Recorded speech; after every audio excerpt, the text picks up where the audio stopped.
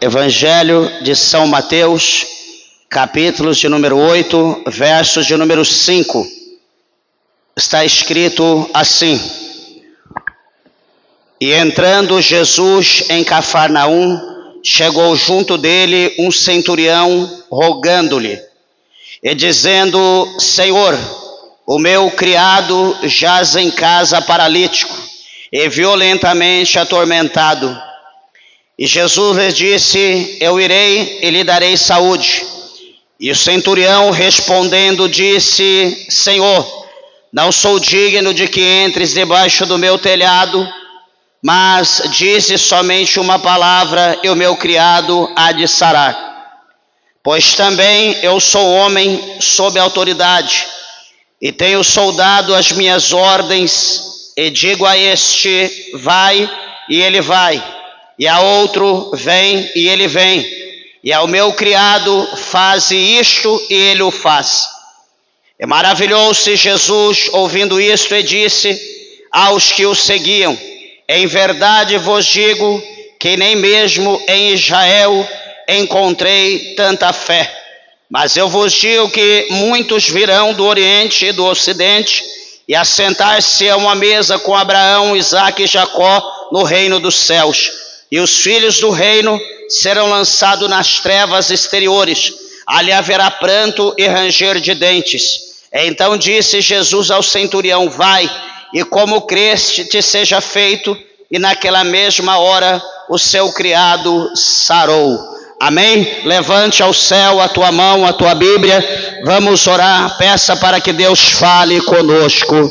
Maravilhoso Deus, amantíssimo, eterno e poderoso Pai, Senhor Deus, Nabassúbia, Canarábia, Sorimienda, Labasteri, Okinawa, mais uma vez, meu Deus do céu, nós nos colocamos, ó Pai, diante da Tua presença, meu Deus, no Teu santo altar, ó Pai, diante da igreja do Senhor, ó Deus, o qual o Senhor reuniu, congregou nessa noite, meu Deus, para adorar, para glorificar, para prestar ao Senhor um culto racional. Ah, meu Deus, Oripalabá, Xarabadá, Tu conheces, meu Deus e meu Pai, a necessidade da Tua igreja, meu Deus, as limitações de cada um, ó Pai, que aqui se encontra, meu Deus, na Tua casa, na Tua presença, meu Pai.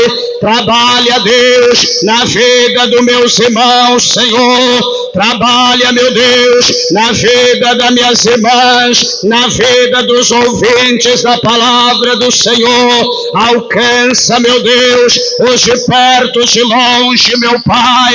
Permita com que a Tua palavra, ela adentre, meu Deus, no profundo do nosso coração e que ela venha produzir o resultado pela qual ela é enviada pelo Teu Espírito Santo. Fala conosco, meu Deus, em nome do Senhor Jesus, para a glória de Deus, nosso Pai. Amém, Jesus. Amém. Igreja, podeis vos assentar. Desocupe vossas mãos e dê uma salva de palmas com alegria a Jesus.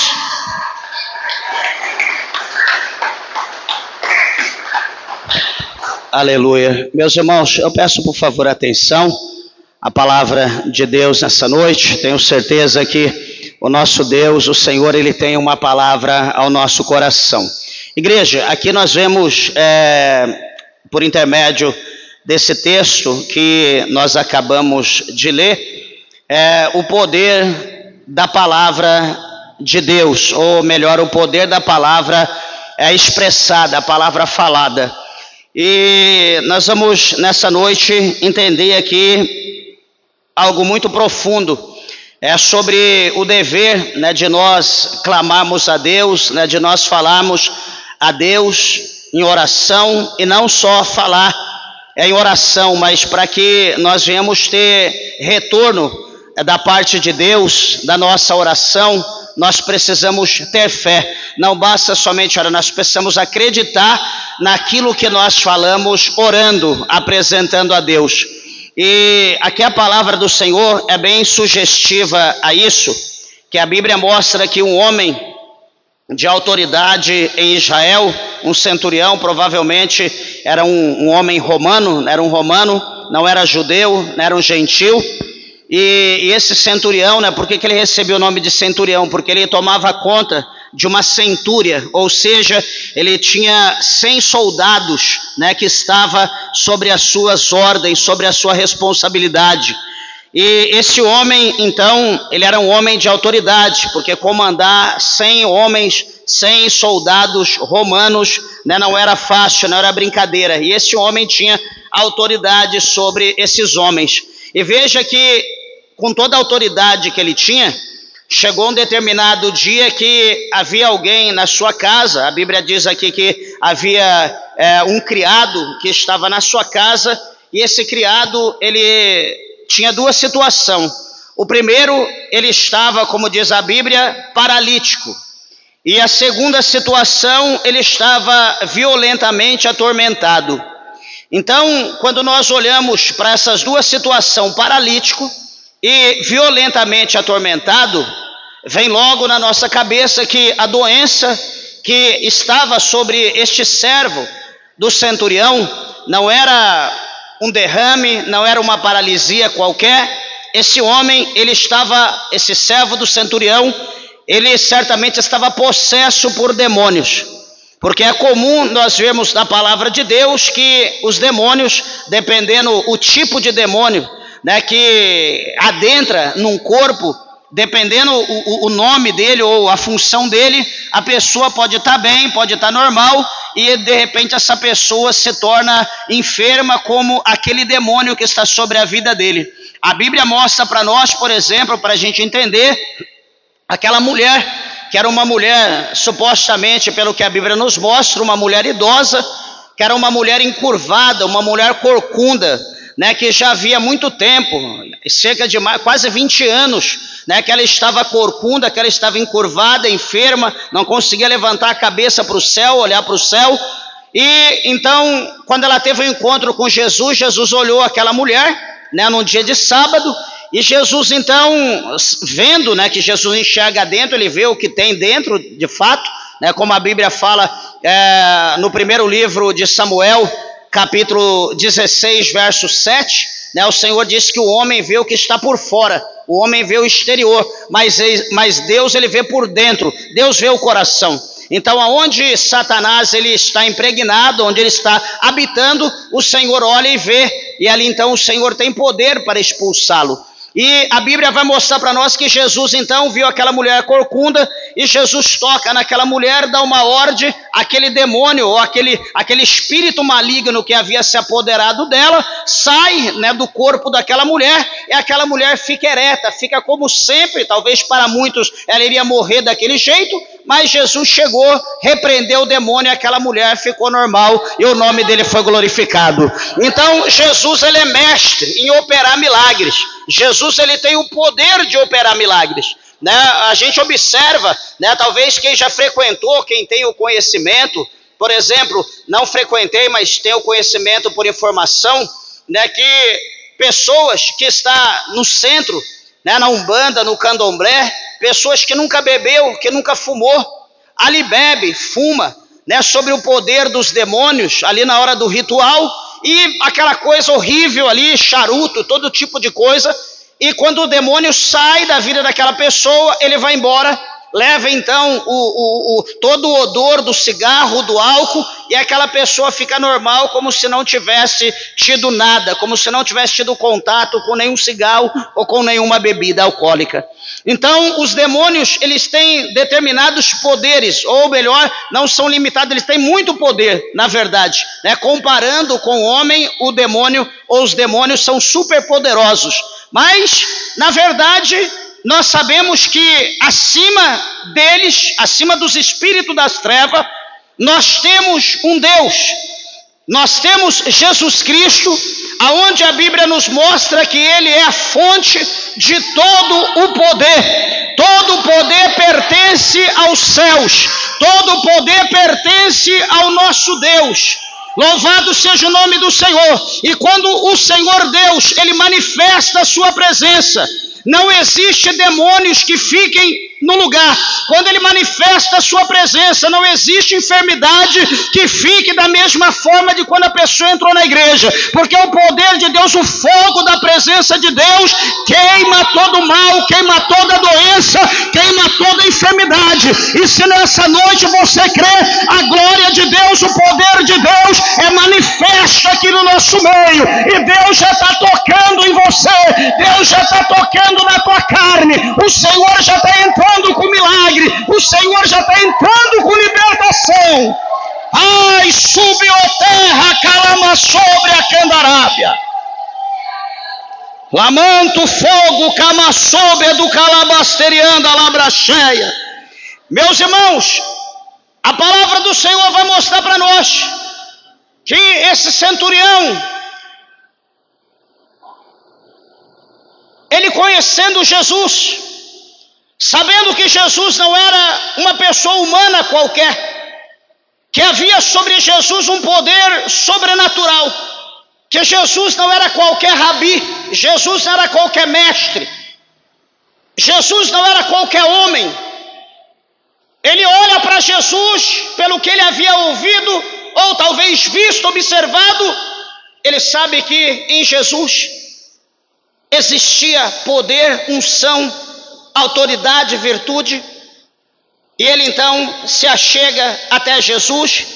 E veja que nós devemos, meus irmãos, presta atenção, nós devemos aprender com isso, porque muitos de nós adentramos a casa de Deus e às vezes nós esquecemos de dobrar o joelho, porque quando nós dobramos o nosso joelho, nós vamos orar, não é para o pastor, não é para o irmão do lado, não é para a placa da igreja, nós vamos elevar a nossa voz aos céus, nós vamos elevar a nossa voz a Deus, nós vamos dobrar o nosso joelho, nós vamos dar adoração ao nosso Deus, nós vamos glorificar o nosso Deus, nós vamos confessar os nossos pecados diante do Senhor, vamos reconhecer, confessar os nossos pecados, e nós vamos apresentar a Deus as nossas necessidades, nós vamos apresentar a Deus as nossas limitações, nós vamos apresentar a Deus aquilo que nós estamos necessitados, aquilo que nós precisamos que Deus intervenha, que Deus faça alguma coisa por nós.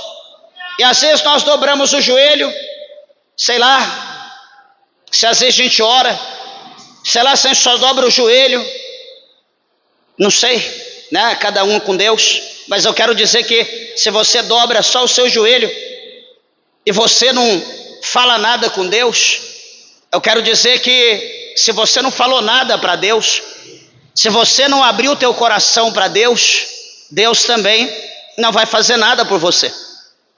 Deus, Ele trabalha para nós, Ele age ao nosso favor da maneira que nós expressamos a Ele a nossa necessidade. Pastor, mas Deus não é onisciente? Deus não é onipresente? Deus não é onipotente? Sim. Jesus não conhecia o centurião? Certamente. Jesus conhecia o servo do centurião? Sim. Ele conhecia. Por que então ele conhecendo, vendo que o servo do centurião estava paralítico, vendo que ele estava violentamente atormentado, por que Jesus não fez alguma coisa? Porque ninguém entra na tua casa se você não convidar. Se você não me chamar para mim na tua casa, eu não vou. Se você precisa de ajuda, e se está no meu alcance, se você não expõe, não conversa, não dialoga, eu não vou adivinhar se Deus não quiser revelar, nem tudo Deus revela. Então eu só vou saber da tua necessidade se você falar comigo. Eu só vou poder ajudar se eu tiver condição. Agora com Deus é diferente, Deus sabe tudo. Só que Deus, Ele quer ver a tua fé. Porque se você dobrar o teu joelho e você abrir o teu coração e expor tudo que está dentro de você a Deus, Deus vai ver que você é uma pessoa de fé. Deus vai ver que você depende dele. E Deus vai ver que você sabe que ele é o único que pode resolver o teu problema. Agora, eu quero que Deus me ajude. Eu vou lá na rede social. Ai, tô desse jeito. Exponho lá. Hoje eu tô triste. Hoje eu tô angustiado. Hoje eu estou meio que depressivo. Liga para alguém: ô amiga, estou assim, estou assado, estou cozido, estou frito. Liga para o amigo: ô amigo, estou assim, estou desse jeito, estou precisando. Fala com o mundo todo, mas não dobra o joelho para falar com Jesus. Sabe quando você vai ter vitória? Nunca. A sua situação vai sempre piorar. Desculpa eu falar desse jeito, mas eu tenho que te despertar. Esse soldado aqui, esse centurião, sendo romano, Jesus um pouco aqui à frente, no capítulo 15, Jesus vai falar para nós, quando ele está dialogando com a mulher cirofenícia, uma mulher que não era judia, uma mulher que era gentia. Quando ela vai conversar com Jesus, sabe o que Jesus diz? Olha, eu não vim para os cães, eu não vim para os cachorrinhos, mas eu vim para o povo de Israel, eu vim para a nação escolhida. Eu não vim para os cães, eu vim para o povo. Mas o que a Bíblia vai dizer? Que aquela mulher, ela se prostrou e ela adorou o Senhor, e então ela expôs novamente a sua situação ao Senhor, e então Jesus teve misericórdia, e Jesus vai dizer: mulher, grande é a tua fé, seja feita ou seja feito como tu disseste. Ela sendo gentia, ela não sendo judia, mas sendo gentia, ela se prostrou, ela adorou, e então ela chamou a atenção de Jesus. Meus irmãos, e quantos de nós que não gosta, quer dizer, orar, não sei se alguém vai dizer que gosta de orar, porque é mentira, orar não é bom. Eu falo dessa maneira, não é gostoso orar, falar eu tenho o prazer de orar. Orar não é bom, mas nós precisamos orar. Nós necessitamos de orar. É como, por exemplo, alguém comer alguma comida amarga. Eu vou comer um jiló, uma jurubeba. É horrível. Só que é algo horrível que traz benefício para a nossa saúde. É bom, é ruim, mas é bom. Orar, eu vou ficar de joelho, eu vou clamar, vou pôr a boca no pó. Não é fácil, mas sabe o que acontece? A gente acostuma. Orar é costume. Orar é costume. Quando nós acostumamos a orar, se a gente tem um determinado tempo de oração por dia, e se a gente falha nenhum daquele tempo, a gente sente a necessidade, alguma coisa está faltando, eu tenho que fazer, e você vem na tua mente que você tem que orar, você tem um compromisso de orar, então você vai lá, dobra o joelho e você ora. Se eu tenho o compromisso de orar toda madrugada, meia-noite, 2 horas, 3 da manhã, todo dia naquele horário, toda madrugada eu vou ter que orar, porque eu tenho um compromisso com Deus na oração.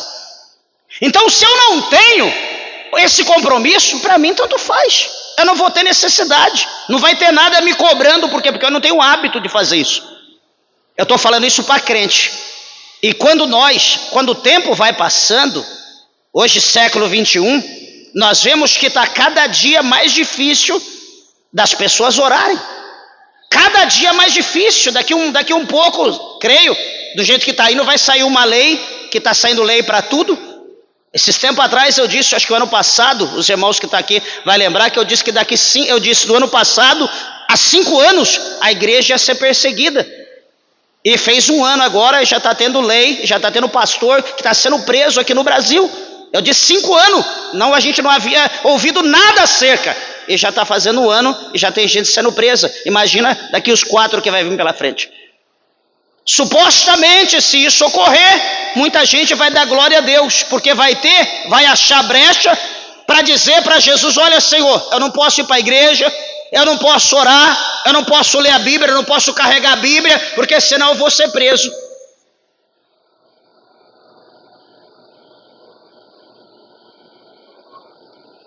Imagina se Jesus fosse olhar pela perseguição, pelo escárnio, pela humilhação, por tudo que ele iria passar. Vê quando ele está no Getsemane, ou no Getsemane, quando ele está ali orando, os discípulos um pouco distante, ele está lá orando, e Jesus ele se angustia tanto pelo momento que estava diante dele, que ele estava vendo. O momento era tão angustiante, o momento era tão tenebroso, o momento era tão dolorido, que a Bíblia diz que o suor de Jesus se transformou em grandes gotas de sangue. Por que aconteceu isso? Porque Jesus, ele vê, naquele momento da oração, o Pai mostra para ele o verdadeiro motivo da razão pela qual ele havia vindo ao mundo. Ele estava vendo o que ele ia passar. Ele olha para os discípulos, levanta aos discípulos, os discípulos roncando que se acabava, dormindo. Jesus volta, mesma coisa. Jesus volta para os discípulos, mesma coisa. Até que Deus envia os anjos para confortar Jesus, para consolar Jesus acerca do que ele havia de passar. Veja que Jesus ele não retrocede, mas Jesus disse: Pai, se possível fora, passe de mim esse cálice, mas todavia não seja feita a minha vontade, mas a vontade do Senhor. E a vontade de Deus, o querer de Deus, foi o que está escrito em Isaías, lá no capítulo 53, no verso 10, que Deus teve prazer em moer o seu próprio filho.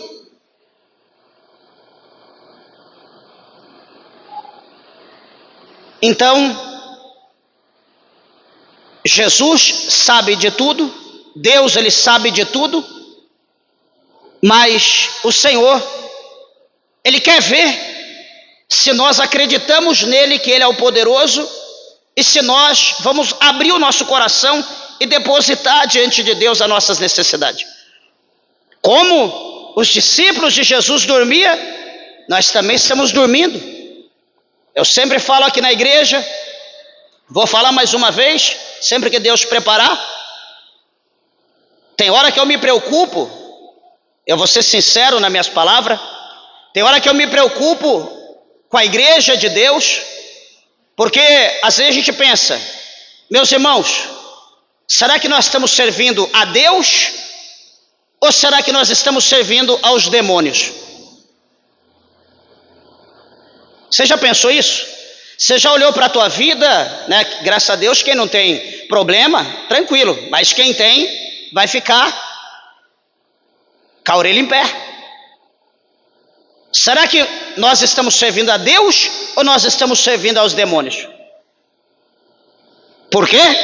Porque temos culto de oração, 6 horas, das 6 às 7, todo culto nós estamos aqui, com a igreja aberta orando. Tem dia que é 7h30, continua eu, minha esposa, e a maneira assim que a gente traz junto com nós do carro. Não chega ninguém. 7h30, 1h30 de trabalho, não chega ninguém.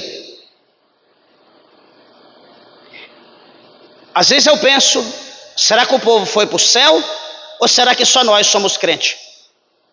Igreja, só cantar não é o suficiente. Só dar glória não é o suficiente. Só isso não alimenta a nossa alma. Só cantar não traz resposta de Deus para nós. O que traz resposta de Deus para o homem, para a mulher de Deus, é joelho no chão, é boca no pó. Veja que eu não estou enganando. Capítulo 33, versículo de número 3, do profeta Jeremias. Quem já leu, lembra? Quem não lembra, eu vou dizer. Jeremias 33, 3 diz: clama a mim, clama a mim. Clamar é orar em alta voz, é perseverar em clamar, em gritar. Clama a mim e responder-te-ei e anunciar-te-ei coisas grandes e firmes que não sabes. Eu vou lá na igreja hoje buscar uma resposta. A pergunta é: você orou a Deus? Você apresentou a Deus? Você tem falado com Deus acerca para Deus trazer resposta? Ah, não, mas eu tenho falado com todo mundo. Eu tenho pedido ajuda na rede social, sim. Então espere da rede social, espere de todo mundo. O dia que você habituar-se em falar com Deus, em rasgar o teu coração, expor a tua necessidade a Deus, você vai ter resposta de Deus. Então, primeiro, nós não estamos querendo orar. Eu digo aos irmãos, às vezes alguém fica até triste, mas nós estamos correndo da oração igual o diabo corre da cruz. Chama o diabo para orar, nunca, ele não vai orar. Agora chama ele para beber, chama o diabo para fumar, chama o diabo para bater uma bola, chama o diabo para assistir televisão, assistir Copa do Imundo.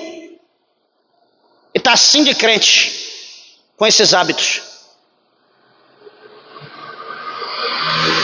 Esse tipo de pessoa não tem compromisso com os céus, não tem compromisso com a igreja, não tem compromisso com a palavra de Deus e não tem compromisso com salvação. Quando fala em jejum, eu nunca vi aqui em Uruaçu, é estranho aqui em Goiás, sempre que a gente vai falar de jejum, ai não, eu não posso fazer jejum, assim estender, porque por causa dos rins. Todo mundo tem problema de rim. Deixa eu te dizer o mistério. Você pode ter problema no rim ou pode não ter problema nos rins. Ou talvez você ache que vai fazer jejum e vai afetar o problema.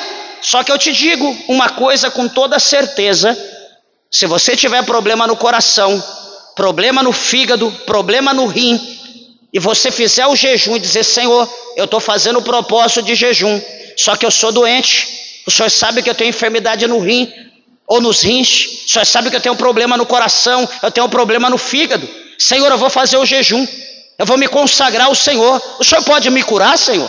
Eu creio que o Senhor pode me curar. Meus irmãos, eu não vou apostar, mas eu duvido se o Senhor não te cura. Ele te cura, mas não é mais fácil eu não fazer do que eu fazer e Jesus me curar. Você está entendendo a situação? É assim que a gente está vivendo. Então, igreja, falar em leitura de Bíblia, por aí você ouve, dá oportunidade para ministro falar alguma coisa de Deus, da palavra. Ele lê um versículo, lê um texto inteiro, amém, vou deixar para meditação. Não tem hermenêutica, não tem exegese, não tem homilética, não tem visão nenhuma daquilo que ele está lendo. Então ele lê e deixa para meditação. Ou quando vai ter oportunidade, fala de qualquer coisa menos da palavra de Deus. Aí eu olho para a Bíblia, eu olho para os evangelhos, para as cartas do apóstolo São Paulo, e a gente olha para essa situação. Aí vem a pergunta: que tipo de crente nós estamos sendo? Aonde está a nossa fé?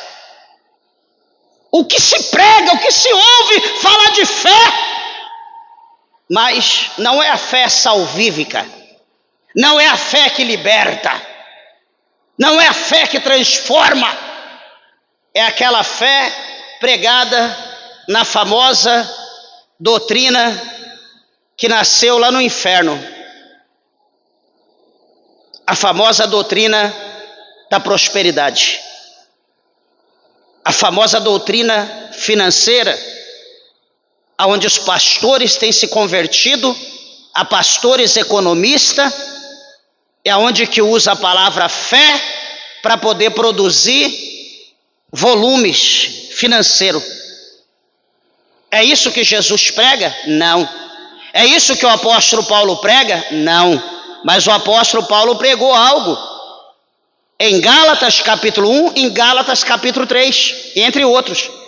Paulo ele disse: se alguém apresentar a vocês outro evangelho, além daquele que eu tenho apresentado, que esse tal seja anátema, traduzido seja maldito. Então o evangelho é um só, é evangelho de salvação, de libertação, não é evangelho de enriquecimento, não é evangelho para se enraizar nessa terra, não é evangelho para possuir o reino da terra, é um evangelho para possuir o reino dos céus, para nos ensinar a ser crente, para nos libertar, para nos transformar. Hoje a gente aceita Jesus e continua tudo azul com bolinha da mesma cor, desculpa da expressão, não tem mudança. Mas o que está errado? O que está errado que na Bíblia, de muitas pessoas, não sei se você já olhou na tua, talvez foi tirado. Principalmente você que serve a Deus há muito tempo e continua do mesmo jeito. De repente na tua Bíblia foi tirado, foi deletado, lá na gráfica onde foi impressa a Bíblia, talvez foi deletado João 8,32. João 8,32? João 8,32. Talvez você não tenha a Bíblia, é um pecado vir à igreja sem Bíblia. Mas eu vou dizer, o que está escrito em João 8,32? Está escrito assim: e conhecereis a verdade, e a verdade vos libertará. Então, se você está tanto tempo na igreja e continua do mesmo jeito, é sinal que na tua Bíblia não tem esse versículo, sinal que você não teve conhecimento da verdade. Um dia eu fui uma pessoa mundana, fui um homem de treva, fui um homem maligno. Vivi muito tempo no mundão, perdido lá em São Paulo, na capital. Jesus me achou, eu ouvi falar da verdade, aceitei Jesus na noite como hoje. No outro dia, tudo que eu tinha, que era do mundo, eu lancei fora. Lancei fora a bermuda, lancei fora a camiseta, lancei fora boné, lancei fora tudo que não era da vontade de Deus, eu lancei fora. Tirei tudo da minha casa, 2 sacos de coisa e mandei embora. Ganhei um paletó que veio da Europa, acho que a espessura assim, acho que enfrenta um frio de 20 graus negativo, tranquilo. Eu usava aquele paletó tudo rajadinho, uma calça de outra cor, a camisa de outra cor, gravata de outra cor. Eu estava lá, só não estava pintado, mas quem olhava assim pensava que era um palhaço, tudo cheio, tudo colorido. Mas eu estava lá, com a minha Bíblia aqui, de pé, encostadinho lá, olhando os obreiros, diácono, cooperador. Eu ficava lá olhando, e até que um dia alguém chega em mim e diz: irmão, por que você anda tudo colorido desse jeito? Era a única roupa que eu tinha. Eu falei: varão, porque eu só tenho essa, foi essa que Deus preparou, eu ganhei, uso agora, amanhã minha esposa lava, no outro culto eu uso de novo, e assim vai indo. Se você me der um estiloso igual o teu assim, pode ter certeza que eu vou usar no outro dia sem problema. Pulou longe. Dá? Mais fácil criticar, mas estender a mão. Então, ou seja, quando a gente conhece a verdade, nós temos que nos submeter à verdade, porque a verdade nos liberta, nos transforma. Não, pastor, mas meu pastor, o bispo, o reverendo, o pastor economista, sei lá o nome do...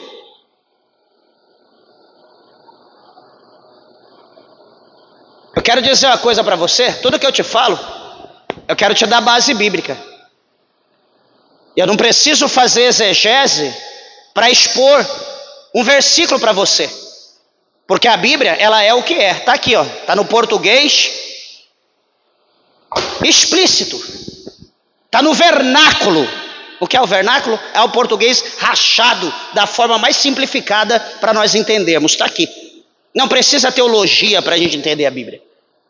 Então, do jeito que você lê, você entende e põe em prática. Agora, chega o pastor 5 estrelas e diz: ó, está escrito assim, mas não é assim. Ué, mas e agora? Não, porque teve erros na escrita, teve não sei o quê, não, isso aqui foi acrescentado, e faz aquela maquiavelada, e então a gente acredita no suposto pastor, e a gente deixa de crer. A gente lê todo dia, ouve todo dia, mas aí vem na nossa mente, não, está escrito assim, mas isso quer dizer assim, então tranquilo. E sabe o que está acontecendo?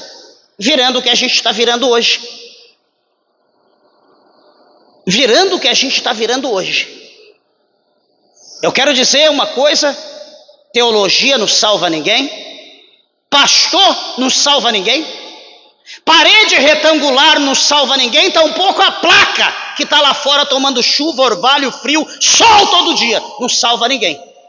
Mas aqui, ó, a salvação está aqui, ó. Isso aqui é o Verbo. O Verbo se tornou carne e habitou entre nós. O Verbos é o Logos, é a palavra de Deus. Labassobe a candarábia, surimicanta, labracheia. Nós precisamos daquela metanoia que está em grego, que é a mudança do nosso pensamento, do nosso comportamento, da nossa direção, da nossa caminhada. Nós precisamos voltar para Deus. Os irmãos observaram aqui um pouco da adoração, a oração como a glória de Deus manifestou em 5 minutos. Imagina uma hora adorando a Deus, clamando. O que pode acontecer neste lugar? Cego pode enxergar, surdo pode ouvir, mudo pode dar glória a Deus. Pessoas com câncer jogam o câncer fora. Tudo pode acontecer. Pastor, mas a minha enfermidade é crônica. Pastor, a minha enfermidade é aguda. A sua enfermidade é poderosa? Para mim, poderoso é Jesus. Não existe nada nessa terra, embaixo da terra, acima da terra, mais poderoso do que Jesus. Só acima do céu está Ele, o resto, tudo está embaixo dos seus pés. Lacatobe, a camassúria, a calabracandarábia. Eu quero sugerir à igreja, e vou encerrar, se nós quisermos ver o sobrenatural de Deus, nós temos que agir como servo de Deus. Eu não aguento. Passo sempre ali perto da igreja central, entre outra igreja católica, que a gente vai buscar a irmã lá do outro lado, se deu a volta na cidade toda, e a gente passa em frente de 2 ou 3 igrejas católicas, e sempre a gente olha, passando em frente, eu olho e falo para minha esposa, olha essas senhoras, dá a impressão que é crente, olha como que elas estão, a forma, a postura, as vestes, o tamanho das vestes, o cabelo, parece crente. Se você não está vendo sair da igreja, você dá a paz do Senhor. Aí depois a gente retorna, passa em frente de igreja evangélica, e a gente vê vários crentes saindo, que às vezes é o mesmo horário, e aí você olha para o povo, as irmãs, blusinha, tomara que caia, e se brincar vai cair, calça jeans apertado para estar vestindo meia, shortinhos, bermudinha. Aí você olha e fala, peraí, mas eu olhei quando eu estava vindo para a igreja, na igreja católica, a forma das mulheres, e agora eu estou olhando, estou indo embora, estou vendo as irmãs que é crente. Não dá uma preocupação? Dá a impressão que lá na igreja católica, que não acontece, mas dá a impressão que ele está sendo mais ensinado do que a gente que estuda a Bíblia, porque católico, poucos que estudam a Bíblia. Poucos que estudam a Bíblia. E nós que estudamos, tem escola bíblica, escola teológica, tem de tudo. E olha como a gente está vivendo. Alguma coisa está errado, alguém está contribuindo, alguém está manipulando para que a nossa mente seja uma mente terrena, uma mente diabólica, não a mente de Cristo. Então nós precisamos atentar para isso, vigiar. Porque esse soldado aqui, esse centurião, ele sendo romano, ele se prostra e ele fala, ele está orando, ele está expressando, lançando a sua necessidade diante de Cristo. Jesus fala que vai na casa dele, porque ele fala a sua necessidade. Jesus disse: eu vou lá então, eu vou dar saúde. O que ele diz? Espera aí, Senhor, só um minutinho. Traduzindo aqui: eu sou um homem pecador, Senhor. Eu sou um homem falho. Eu sou um homem idólatra, eu adoro ídolos. Tem muitos ídolos lá na minha casa. Senhor, eu não sou digno que tu entres, que tu coloque a tua cabeça embaixo do meu teto. Eu não sou digno. Eu sou pecador. Eu não sou judeu. Eu sou gentil. Eu sou pecador, Senhor, eu não sou digno. Só que detalhe, Senhor, preste atenção, aqui, no meio dos judeus, eu sou homem de autoridade. Eu tenho soldados à minha ordem. Eu mando e posso ficar tranquilo que vai ser executada a missão. E ele diz: eu digo a este vai, eu digo ao meu soldado vai, e ele vai. Eu digo para o meu outro soldado vem, e ele vem. E eu falo para o meu criado faz isso, e ele faz.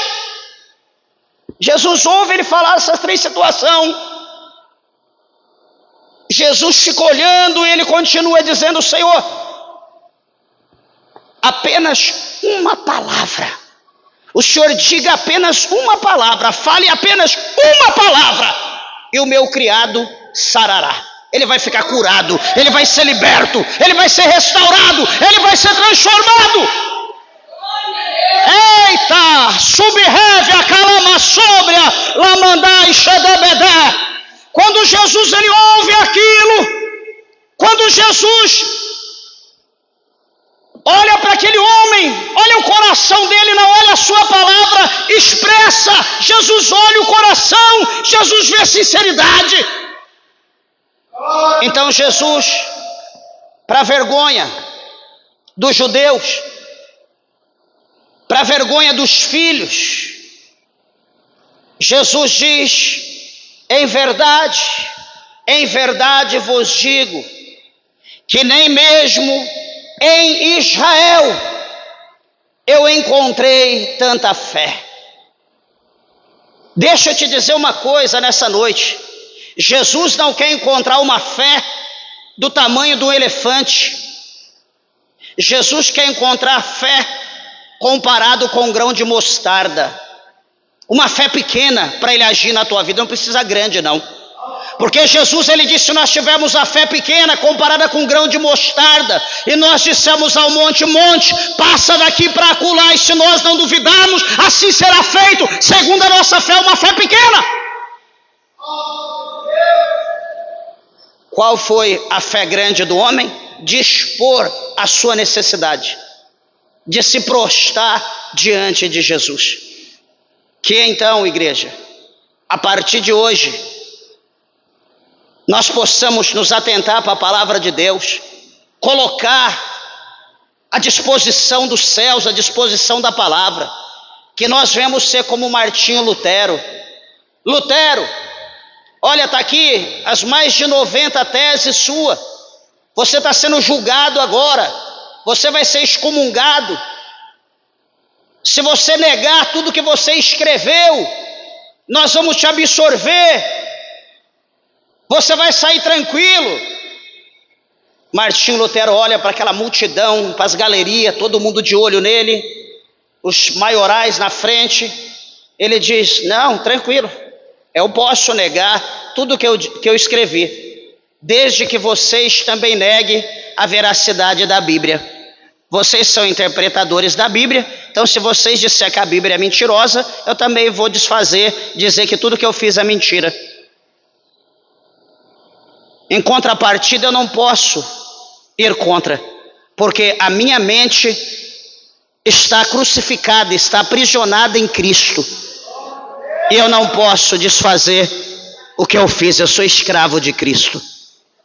Igreja, que nós viemos ser escravo de Cristo, que nós viemos abandonar o nosso pecado, que nós viemos abandonar esse mundo, que nós viemos ser crente da Bíblia, que nós viemos ser o crente quadrado, aquele que todo mundo questiona, fala, joga pedra, que nós viemos fazer a diferença nessa terra, para que nós possamos ser cheios do Espírito Santo de Deus, que nós possamos dar testemunho, e aonde nós somos, as pessoas olhar e dizer, como dizia para Eliseu, aquele ali, ó, aquela ali é uma santa mulher de Deus, aquele ali é um santo homem de Deus, porque quando nós passamos em algum lugar, será o que as pessoas estão dizendo de nós? Já ouvi, aquele ali, caloteiro, pegou cheque emprestado, dizia que ia colocar tal valor, colocou 50 vezes mais. Aquele ali está devendo não sei para onde, está devendo posto de gasolina. Aquele crente está não sei o quê, está não sei... É isso que a gente ouve. Não é isso que Deus quer que nós façamos. Porque quando nós erramos, qualquer vacilo nosso, a primeira pedrada, o primeiro tiro, pega em Jesus, o crente. Pega Jesus aqui, ó. Não pega em nós, pega em Jesus. Então que nós venhamos ser testemunho, que nós venhamos andar segundo a palavra de Deus, e que a nossa fé venha alcançar o milagre que nós almejamos da parte de Deus. Amém? As horas se foram, as palmas bem alegres, exalta o nome do Senhor.